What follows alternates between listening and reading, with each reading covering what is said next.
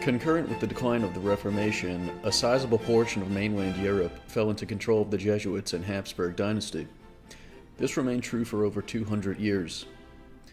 Francis William Newman, an English philosopher, rightly noted such, quote, that the Reformation was everywhere arrested prematurely and but half completed has been many times elaborately set forth. As regards the continent, the noble work of rank on the popes displays the combined political and ecclesiastical forces which, soon after Luther's death, commenced a steady retrogression and gave a permanent triumph to the House of Habsburg and the Jesuits over a vast breadth of the continent. Unquote. In the region of Italy during the 1840s, Habsburg Austria, under control of the Jesuits, employed its army to enforce the Pope's temporal power and absolute monarchy against an Italian people who were clamoring for constitutional rule. Armed uprisings against the foreign Austrians were frequent, especially in the northern territories of Venice and Lombardy, where Austrian forces were most concentrated. For a detailed history of this political situation, see The Pope Who Would Be King, The Exile of Pius IX, and the Emergence of Modern Europe by David Kurtzer. The Italian people were given insight into this Austro-Jesuit conspiracy by Vincenzo Gioberti, who is credited as being one of the most influential men to the unification of Italy.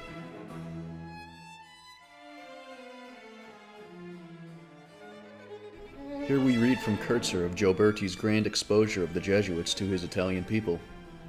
Quote, in the first year of Pius IX's reign, anti-Jesuit feeling got a boost with the publication of a 5-volume work by Vincenzo Gioberti, a priest and one of the intellectual leaders of the movement to unify and modernize Italy.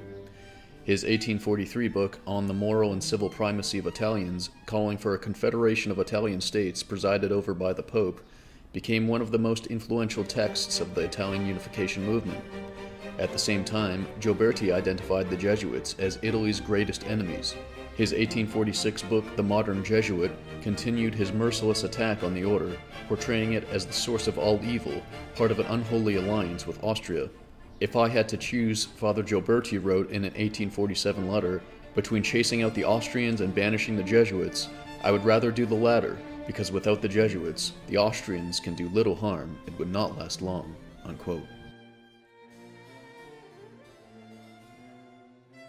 After Pius IX succumbed to pressure by temporarily granting a constitution to the inhabitants of the Papal States, citizens in the streets of Rome began calling for national unification of Italy while protesting for the elimination of the Jesuits. Quote, over the following days, more and more Romans appeared on the streets with tricolored Italian ribbons proudly displayed on their jackets. But the signs of trouble ahead were not hard to see, as shouts of Viva Pio Nono were increasingly accompanied by cries of Death to the Austrians and Death to the Jesuits. Unquote.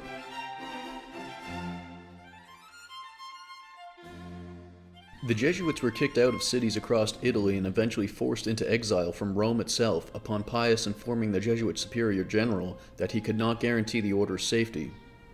Kurtzer writes, quote, in February, mobs chased the Jesuits from the 2 major cities of the island of Sardinia.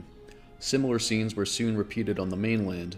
Rome had remained one of the order's last refuges, but after earlier resisting the pressure to drive the Jesuits from their capital of Christendom, the Pope in late March told their superior general he could no longer protect them. Their continued presence in Rome, he feared, would only provoke more public unrest. The reins of the government, complained Ruthon, the Jesuit leader, have fallen into the mud. Unquote. During the revolutionary period of 1848 to 1850, the Jesuits were in effect expelled from the entire Italian peninsula.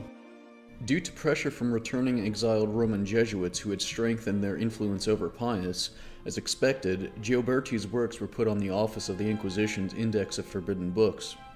His Il Gesuita Moderno 5-volume exposé on the Jesuits remains untranslated into English. I think it is reasonable to suspect that Gioberti is largely unheard of today despite having been such an influential figure to Italian unification precisely because of his anti-Jesuit works.